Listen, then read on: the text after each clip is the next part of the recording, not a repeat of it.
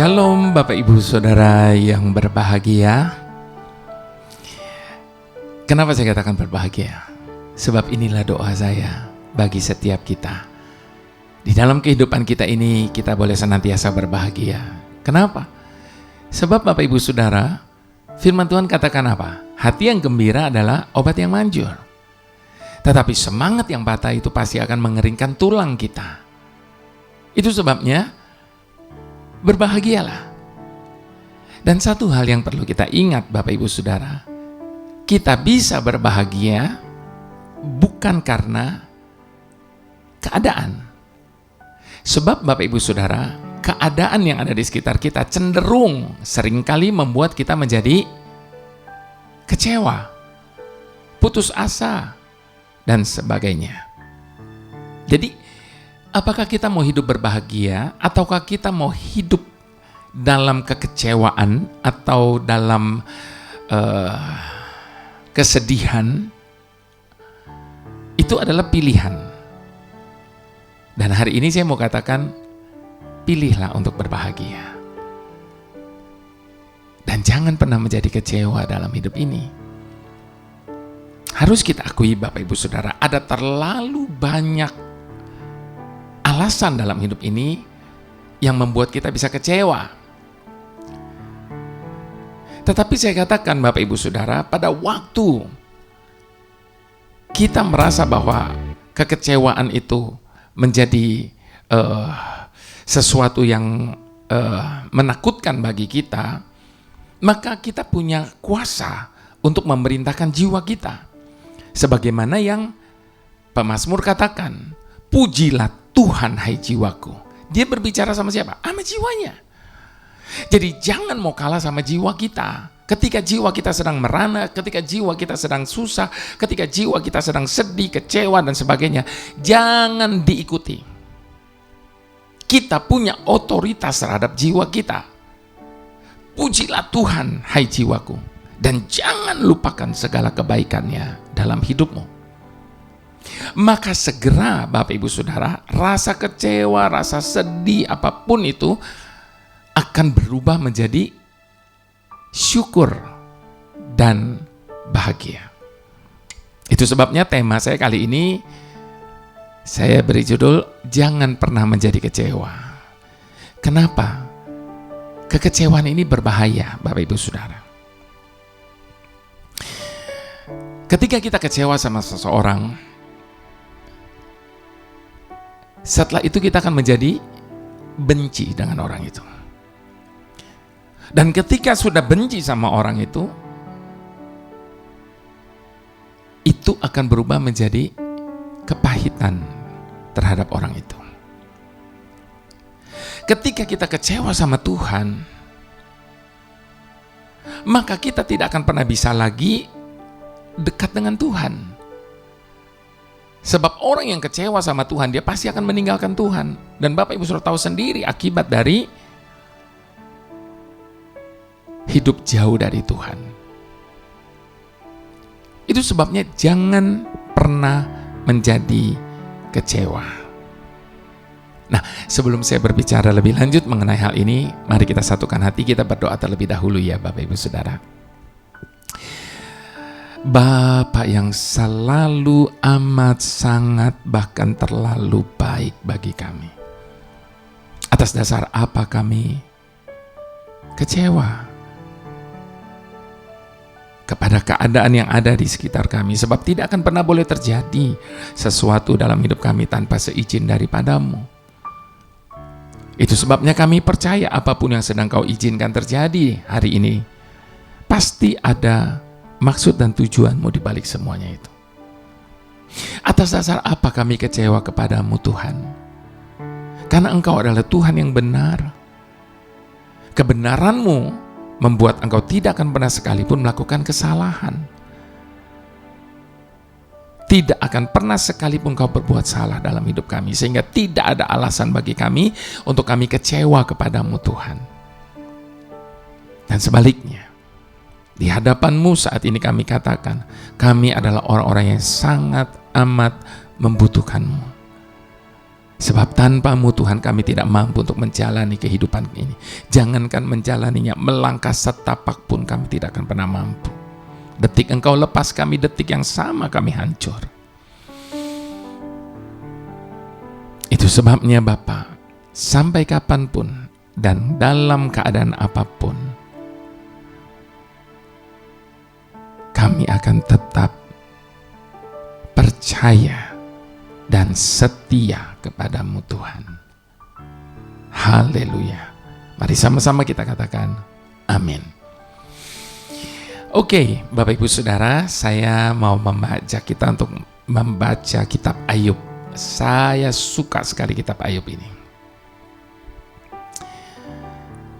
Ayub memberikan banyak pelajaran berharga bagi setiap kita, Bapak Ibu Saudara. Kita buka Ayub 1 ayat yang pertama sampai ayat yang ke-22. Kesalehan Ayub dicoba. Ayub dicoba dalam keadaan dia sedang baik-baik saja. Dia tidak melakukan kesalahan. Dia dalam keadaan saleh. Dan ini yang terjadi. Ada seorang laki-laki di tanah Uz bernama Ayub. Orang itu saleh dan jujur. Ia takut akan Tuhan dan menjauhi kejahatan. Posisinya lagi seperti ini nih Bapak Ibu Saudara ya. Bukan karena dia baru berbuat salah, berbuat dosa dan sebagainya. Ia mendapat 7 anak laki-laki dan 3 anak perempuan. Ia memiliki 7.000 ekor kambing domba, 3.000 ekor unta, 500 pasang lembu, 500 keledai betina dan budak-budak dalam jumlah yang sangat besar, sehingga orang itu adalah orang terkaya dari semua orang di sebelah timur. Anak-anaknya yang lelaki biasa mengadakan pesta di rumah mereka, masing-masing menurut giliran, dan ketiga saudara perempuan mereka diundang untuk makan minum bersama-sama dengan mereka. Inilah celah dalam kehidupan Ayub. Setiap kali apabila hari-hari pesta telah berlalu, Ayub memanggil mereka dan menguduskan mereka. Keesokan harinya pagi-pagi bangunlah Ayub, lalu mempersembahkan korban bakaran sebanyak jumlah mereka sekalian. Sebab pikirnya, mungkin anak-anakku sudah berbuat dosa dan telah mengutuki Tuhan di dalam hati. Demikianlah dilakukan Ayub senantiasa. Pada suatu hari datanglah anak-anak Tuhan menghadap Tuhan, dan di antara mereka datanglah juga iblis. Maka bertanyalah Tuhan kepada iblis, "Dari mana engkau?" Lalu jawab iblis kepada Tuhan, "Dari perjalanan mengelilingi dan menjelajah bumi." Lalu bertanyalah Tuhan kepada iblis, "Apakah engkau memperhatikan hambaku Ayub? Sebab tiada seorang pun di bumi seperti dia, yang demikian saleh dan jujur, yang takut akan Tuhan dan menjauhi kejahatan." Lalu jawab iblis kepada Tuhan, "Apakah dengan tidak mendapat apa-apa Ayub takut akan Tuhan? Bukankah engkau yang membuat pagar sekeliling dia dan rumahnya serta segala yang dimilikinya? Apa yang dikerjakannya telah kau berkati, dan apa yang dimilikinya makin bertambah di negeri itu. Tetapi ulurkanlah tanganmu dan jamahlah segala yang dipunyainya. Ia pasti mengutuki engkau di hadapanmu." Maka firman Tuhan kepada iblis, "Nah, segala yang dipunyainya ada dalam kuasamu.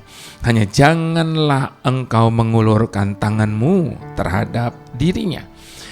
Kemudian pergilah iblis dari hadapan Tuhan. Pada suatu hari ketika anak-anaknya yang laki-laki dan yang perempuan makan-makan dan minum anggur di rumah saudara mereka yang sulung, datanglah seorang pesuruh kepada Ayub dan berkata, sedang lembu sapi membajak dan keledai-keledai betina makan rumput di sebelahnya, datanglah orang-orang Sheba menyerang dan merampasnya serta memukul penjaganya dengan mata pedang. Hanya aku sendirilah yang luput sehingga dapat memberitahukan hal itu kepada Tuhan. Sementara orang itu berkata, datanglah orang lain dan berkata, api telah menyambar dari langit dan membakar serta memakan hasil kambing domba dan penjaga-penjaga. Hanya aku sendirilah yang luput sehingga dapat memberitahukan hal itu kepada Tuhan. Sementara orang itu berbicara, datanglah orang lain dan berkata, orang-orang Kasdim membentuk 3 pasukan, lalu menyerbu unta-unta dan merampasnya, serta memukul penjaganya dengan mata pedang. Hanya aku sendiri yang luput, sehingga dapat memberitahukan hal ini kepada Tuhan. Sementara orang itu berbicara, datanglah lagi orang lain dan berkata, anak-anak Tuhan yang lelaki dan perempuan sedang makan dan minum anggur di rumah saudara mereka yang sulung. Maka tiba-tiba angin ribut bertiup dari seberang padang gurun. Rumah itu dilandanya dari 4 penjurunya dan roboh menimpa orang-orang muda itu sehingga mereka mati. Hanya aku sendiri yang luput sehingga aku dapat memberitahukannya hal itu kepada Tuhan. Maka berdirilah Ayub, lalu mengoyakkan jubahnya dan mencukur kepalanya, kemudian sujudlah ia menyembah. Katanya, dengan telanjang aku keluar dari kandungan ibuku, dengan telanjang juga aku akan kembali ke dalamnya. Tuhan yang memberi, Tuhan yang mengambil. Terpujilah nama Tuhan. Dalam kesemuanya itu, Ayub tidak berbuat dosa dan tidak menuduh Tuhan berbuat yang kurang patut. Dahsyat ya Bapak Ibu Saudara. Dahsyat loh. Kadang orang baru kehilangan harta, sudah kehilangan akal. Kadang orang kehilangan anggota keluarganya, seorang saja, sudah patah semangat. Saya kenal ada seorang keluarga, ada satu keluarga yang biasa saya melayani di rumahnya. Biasanya bapak ini begitu semangat luar biasa. Namun ketika suatu kali saya ketemu lagi, saya lihat kok dia loyo banget. Ternyata setelah sharing, dia barusan ditipu oleh temannya. Selama lebih dari sebulan keluarganya cerita sama saya, dia tidak mau keluar dari rumah, tidak mau bicara dan sebagainya.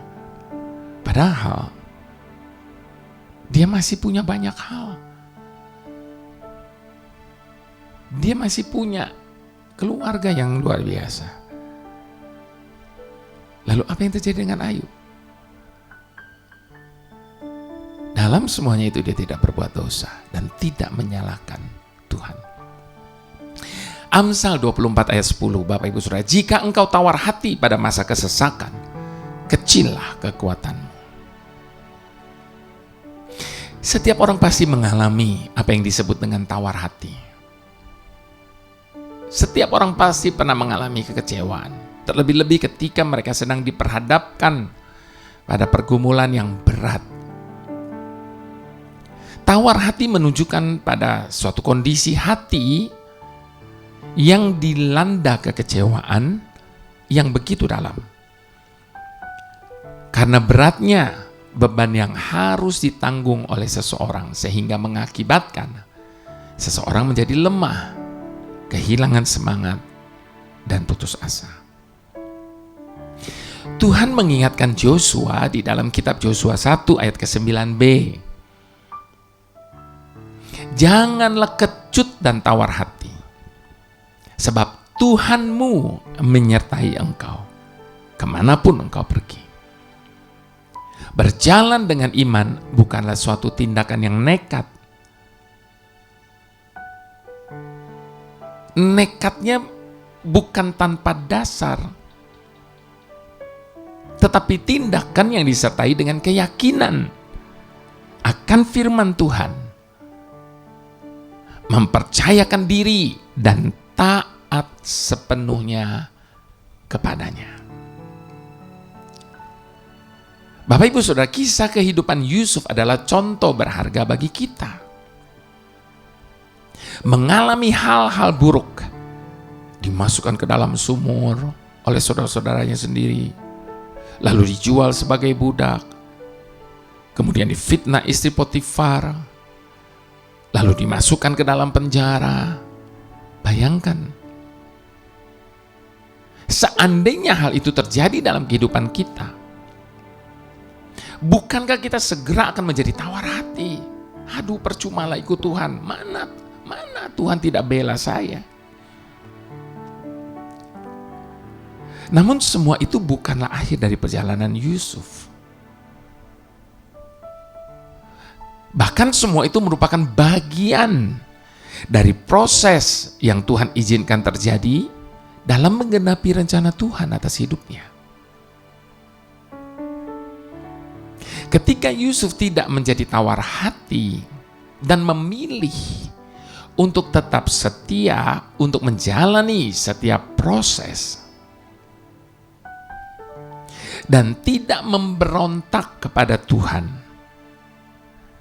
maka hal-hal yang luar biasa Tuhan nyatakan.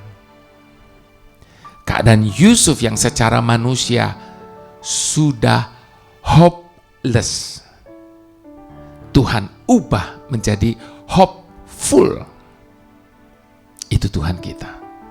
Hopeless bisa diubah menjadi hopeful. Ketika kita tidak kecewa. Bahkan hidupnya Yusuf menjadi berkat bagi keluarga. Dan bukan hanya bagi keluarga, tapi bagi bangsanya. Kunci agar tetap kuat di tengah penderitaan yang berat adalah jangan tawar hati. Sebab sekali lagi, sebagaimana tertulis di dalam Amsal 24 ayat 10, jikalau engkau tawar hati, maka pada masa kesesakan, maka kecillah kekuatanmu. Bapak Ibu Saudara, dalam bacaan kita hari ini, kita pasti tidak mampu untuk membayangkan bagaimana keadaan Ayub pada hari itu. Di mana di hari itu dia mendengar pernyataan yang begitu menyakitkan dan seakan-akan membuat runtuh seluruh hidupnya. Tidak punya apa-apa lagi, bahkan tubuhnya pun hancur. Dan ironisnya, pernyataan menyakitkan itu tidak hanya satu, tetapi serentetan dan tiba-tiba dan bersamaan waktunya.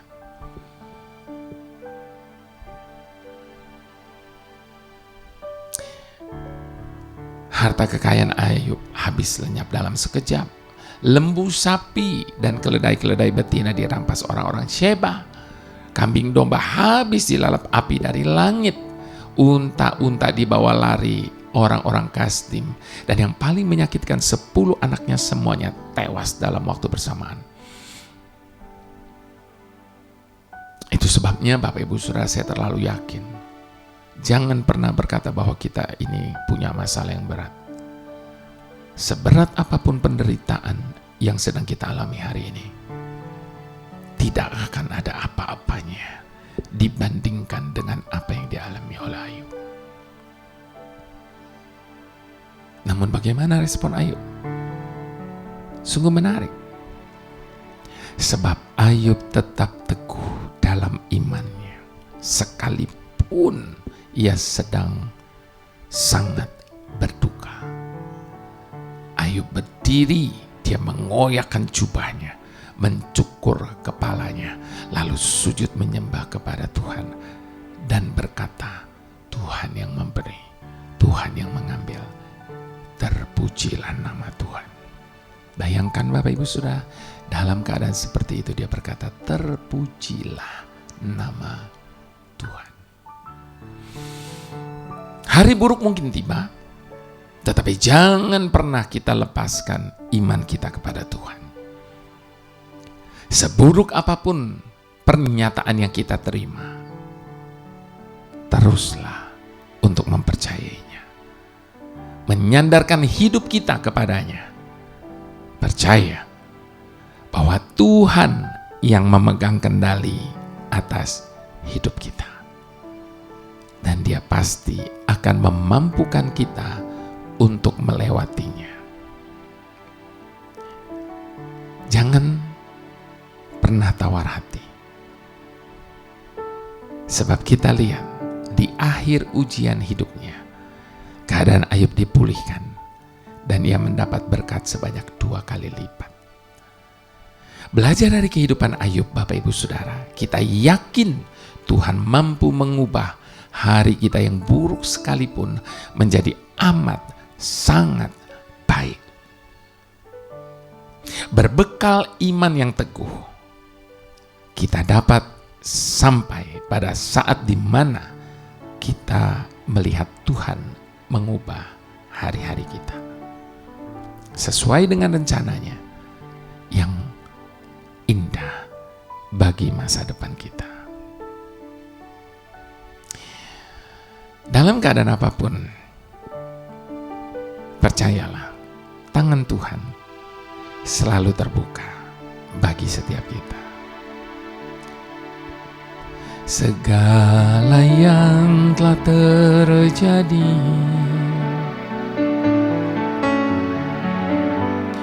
mungkin kita tak dapat mengerti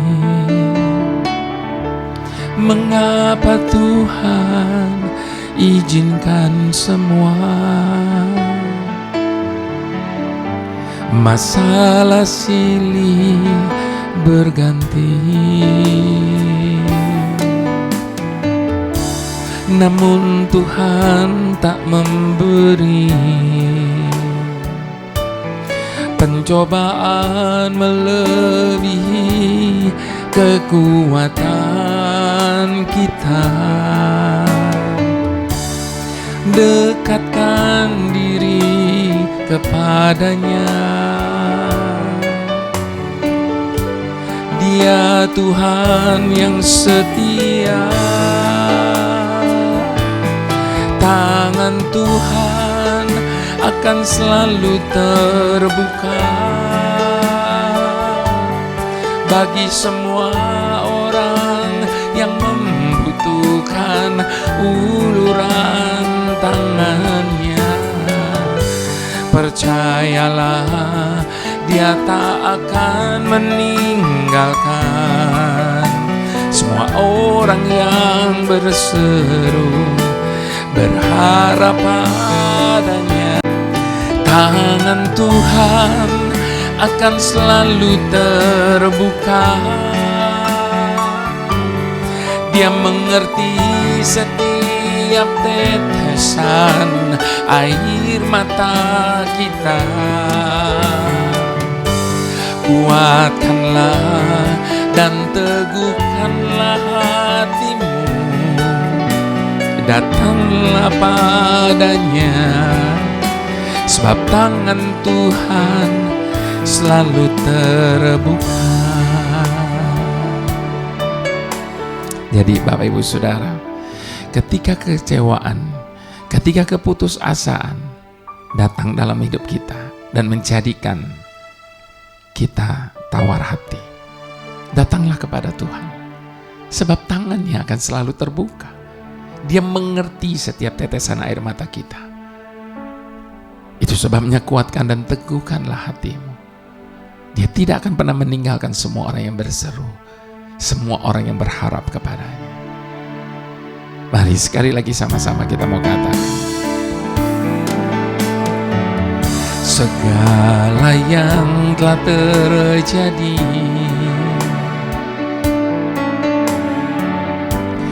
mungkin kita tak dapat mengerti mengapa Tuhan izinkan semua masalah silih berganti. Namun Tuhan tak memberi pencobaan melebihi kekuatan kita. Dekatkan diri kepadanya. Dia Tuhan yang setia. Tangan Tuhan akan selalu terbuka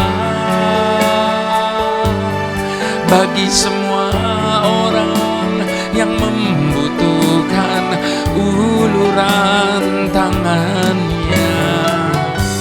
Percayalah, Dia tak akan meninggalkan semua orang yang berseru berharap padanya. Tangan Tuhan akan selalu terbuka. Dia mengerti setiap tetesan air mata kita. Kuatkanlah dan teguhkanlah hatimu, datanglah padanya, sebab tangan Tuhan selalu terbuka. Datanglah padanya, sebab tangan Tuhan selalu terbuka. Datanglah padanya, sebab tangan Tuhan selalu terbuka.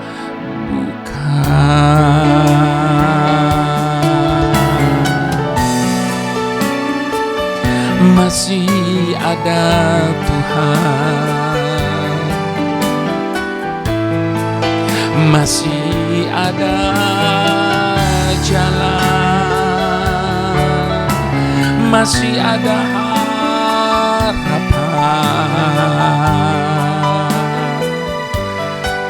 Datanglah